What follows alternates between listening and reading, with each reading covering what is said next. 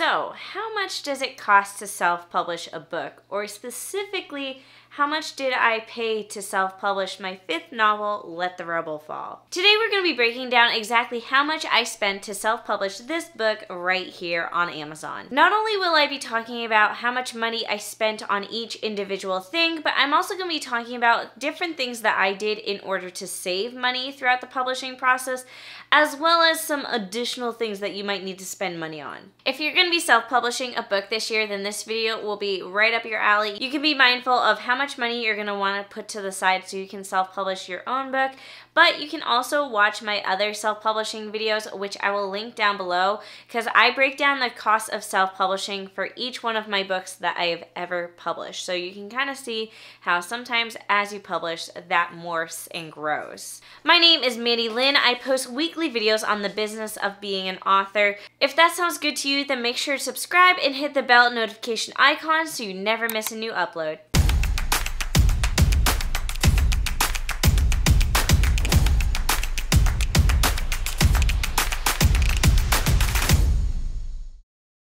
So if you go back and watch all of my self-publishing cost videos, you may notice that things morph and change as I've self-published more and more, and I'm able to cut corners in some places, whereas at the beginning I had to pay a lot of money to do everything, which might be the same for you guys as well. When you're first starting off, there's just some places where you can't cut corners. And that's why I'm going to suggest to you guys to watch all of my previous self-publishing cost videos.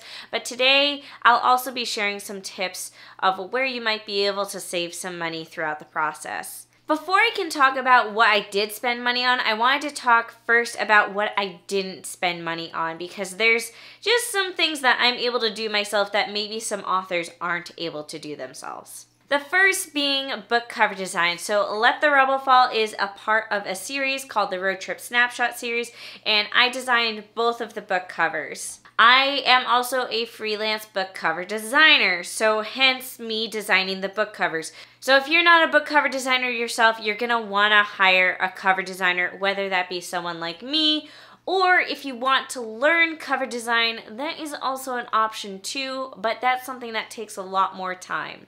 If you are interested in learning book cover design, I actually have a course that's going to be coming out later this year that will teach you how to do book cover design, and I start from the basics and work all the way up to more advanced things like designing fantasy book covers. So if that sounds something you're interested in, be sure to join the waitlist for the course. It is linked in the description of this video. Otherwise, you're probably going to want to put aside a couple $100s in order to hire a cover designer to design the book covers for you. Another thing I was able to save money on is professional formatting.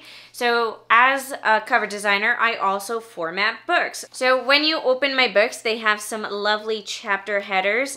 I keep my formatting pretty standard. I do industry standards, and the only place where I like to dress things up nicely is on these chapter pages where I can make it pretty. So in this case, we have a lovely mountain scene that matches the mountain scene on the cover of the book. So you can either hire a formatter or you can learn to do it yourself. If you're interested in learning how to format a book using Adobe InDesign, which is the software that I personally use to format my books and my clients' books, then I do already have a course that is live that you can take. The link to that is down below. I highly recommend it. It teaches you how to format for print as well as ebook, because that's something you're going to need to do no matter what. The next cost I was able to avoid was the cost of a developmental editor. Now, when I first started writing books, I hired a developmental editor, and it was expensive. And that was kind of the first thing I wanted to cut in terms of costs, as I realized I wanted to make a career out of publishing books. So what I did instead of hiring a developmental editor was that I ended up working just with beta readers. I would do a round of alpha readers who kind of were the first set of eyes, and then after I implemented edits from alpha readers, I would move on to beta readers. And basically alpha readers and beta readers are the same thing. Alpha just means they read it first, beta means they read it second. That's all that the difference is. typos. And the best part about using beta readers and alpha readers is 1, they're free, and 2, you get multiple opinions. So you're not just getting one editor's opinion. No matter how experienced or how good an editor is, in my opinion, when it comes to editing the story structure, the best thing you can do is get as many opinions as possible, because people are just gonna have different preferences when it comes to stories. So if you have multiple alpha readers and multiple beta readers, you'll be able to get a better feel of what you should be implementing in terms of edits. The next thing I was able to save money on was proofreading. So I used to hire a proofreader, and I think it was for Let the Rebel Fall. It was the first time I did not hire a proofreader, and that is because I felt really good about the copy edits that had been done to my book, so I just didn't feel like there was going to be a lot of typos in the book. But also, I just had a lot of people helping read the book and do a final round of proofreading. I had some writer friends, some regular friends, just people that I knew were pretty good at catching typos and different mistakes in my book. But again, I went into it knowing that my book had a really strong copy edit done to it, so that meant that there shouldn't have been a lot of typos to fix in the first place. And the last thing I saved money on was publishing fees. So in the past, I've always worked with Ingram Spark in order to do a paperback pre-order for my books, as well as getting expanded distribution. And Let the Rebel Fall, I basically said I was sick of working with Ingram Spark, and I didn't work with them at all. And why I mention that is because when you publish through Amazon Kindle Direct Publishing, there are no publishing fees. But if you work with Ingram Spark, there are publishing fees for uploading your files as well as updating your files. So sometimes it can cost as much as $100 to do your book for pre-order and update the final files. With that said, that meant that I wasn't able to do a paperback pre-order of my book, but honestly, I didn't really care. I felt like it was more worth it to save the $100. So those are all the things that I saved money on, and then I also wanted to mention some things that are maybe softwares or tools that I've already had and purchased a while ago that I'm able to reuse for multiple books. So if you're a brand new author, you might need these things, but if you're an author who's already published a few books, you might already have these things. So first up is an ISBN. I do paid ISBNs for my books. All my books get published under the publisher name Stone Ridge Books. So I ended up purchasing a bulk amount of ISBNs a couple years ago. I think I purchased 100 ISBNs. So safe to say, I spent a lot of money back then, but now I basically never need to publish ISBNs ever again. The next thing I already had was Publisher Rocket. Publisher Rocket is a tool that I use to do search engine optimization for my books. That means I do research on the best keywords and the best categories for my book when I'm listing it on Amazon. It's something I highly recommend, and I will be doing a video on it very soon where I kind of do a tutorial on how to use it, so make sure to subscribe if you want to see that. Otherwise, I do have an affiliate link in the description of this video if you're interested in trying out Publisher Rocket yourself. And the last thing I want to mention is the software that I use for designing my books, and that is Adobe Photoshop is a software that I use to design my covers, and Adobe InDesign, which is a software that I use to format my books for print and ebook. And those are softwares that I have a subscription to. I believe it's like $50 a month, but that's something that I've always paid for and will always pay for, also because I'm a freelancer and a graphic designer. But if you don't already have subscriptions to those softwares, it's something to be mindful of if it's something that you're gonna need to purchase down the line. Okay, that's enough of the things that I saved money on or things that I already had. Let's actually talk about how much I spent to publish Let the Rebel Fall. So I broke it down to two categories. We have the book itself and marketing, because you have to spend the money on the book itself, but you don't necessarily have to spend the money on the marketing.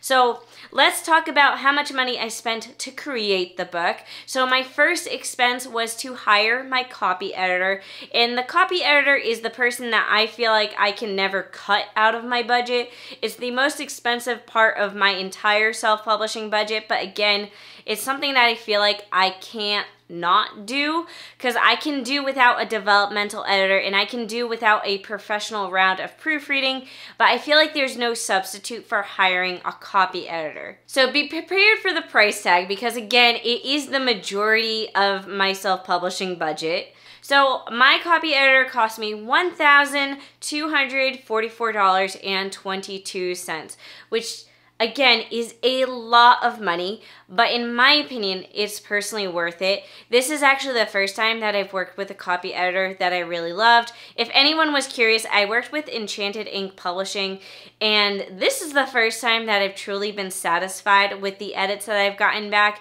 and I've actually felt like they were worth the money I paid. Other times it felt like I was paying that much because I had to pay that much, whereas this time, I paid that much and I actually got my money's worth.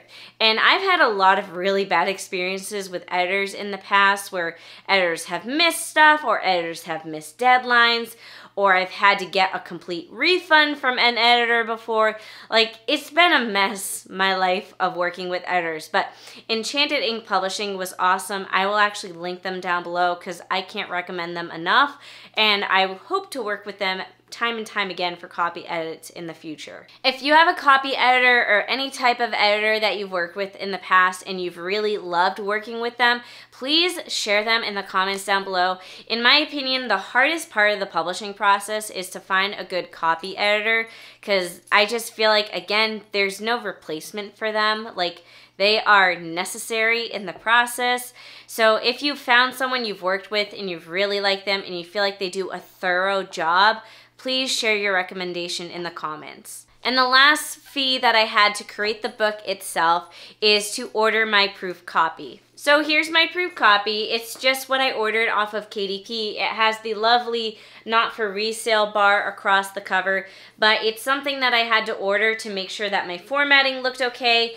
And I sometimes also use my proof copies to do some proofreading as well, because it's just easier to catch typos when it's printed. But I paid $15.01 to order this proof copy. It cost that much just because I ordered expedited shipping, because I wanted it as quickly as possible so I could proofread it as quickly as possible. Otherwise, it probably would have been a little bit cheaper. So that was to pay to have the book itself created. Let's talk about the marketing. And a lot of this stuff is stuff that you can technically go without. So take what I say with a grain of salt. The first thing I spent money on was my cover reveal. I work with someone who creates an Instagram tour for me, so they work with Instagram influencers to do cover reveals and release day blasts, and basically all I do is give them all the info about my book, and then they do all the hard work of arranging people to share about the book on Instagram. So I actually did two. One was a cover reveal, so basically everyone posts on Instagram about my cover reveal, and then the other one was a release day blast where everyone shared about my book on its release day. For the cover reveal, I paid $32, and for the release day blast, I paid $40, and the only reason there's a price difference is that I had a coupon for the cover reveal one and not for the release day blast. And honestly, I felt like it was pretty worth it, because basically all you do is you pay that, everything gets arranged for you. You also have to sometimes give out gifts to everyone who participates, whether that be like stickers or other book swag, or sometimes you give a free ebook to everyone who participates. So you can take that into account if you want as well. It's not something that I took into account, because a lot of the stuff that I gave out for free was stuff that I already had on hand anyways. So if you want to count like stamps for shipping, you can, but again, that was still only a couple of dollars. So in my case, I didn't count any of that for my self-publishing expenses, but if you want to get really nitty-gritty, keep that in mind, because sometimes you're going to want to give out free stuff, and you have to keep the cost of the free things that you're giving out in mind, as well as the cost of shipping everything. But again, for me, it was all stuff that I had on hand anyway, so I couldn't quite figure out how to break down the cost of that, so I just wanted to mention it at the least. The next thing for book marketing was the platform that I used to send out advanced reader copies of my book. Now, normally, I've used a couple of different platforms to send out advanced reader copies. My favorite way, I would say, is sending it manually using Google Docs and collecting people's information. But this time, I decided to try out BookFunnel and I was super excited about it. I paid $15 for BookFunnel for 1 month and honestly I was just really disappointed. BookFunnel did not like the software that I used to format my book. And I didn't use Adobe InDesign to format my book. I actually used another software called Codabee Author, which is just a really quick and dirty way of formatting ebooks. But for whatever reason, BookFunnel did not like the software and my ebook was looking really funky. So even though I sent everyone my ebook, I then had to resend everyone my ebook manually because BookFunnel wasn't working and wasn't agreeing with the software. And eventually I did get it fixed by using a different software to format my ebooks. But like the damage was already done and I paid $15 to still have a headache sending out advanced reader copies. So honestly, I was really disappointed in that. And I'm not sure if I'll use BookFunnel again in the future, but I figured I would at least mention that. So who knows, maybe I'll fall in love with BookFunnel again someday, but I did cancel my subscription because for that at least, it wasn't worth it. The last expense I had was the money I spent to create my book trailer. I always make book trailers for all of my novels that I've ever released. I created a video a couple weeks ago on how I created the book trailer for Let the Rubble Fall, as well as a few other book trailers that I've made in the past. I use stock music and stock video to create my book trailers. So I had to invest in a subscription for Storyblocks, which is a website that sells stock videos.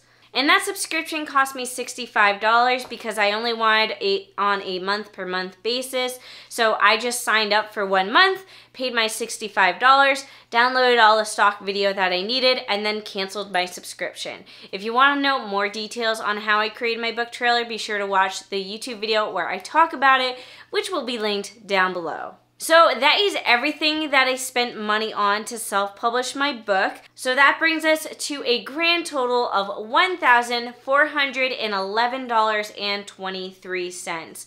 So let me know what you guys think of that total in the comments down below. I feel like this has been probably the most affordable book that I've ever published. I would have to look back at all my other videos and see what the totals were. I've definitely spent more self-publishing a book. And again, the majority of my budget was spent on copy editing, and it was a lot of money that I spent on copy editing.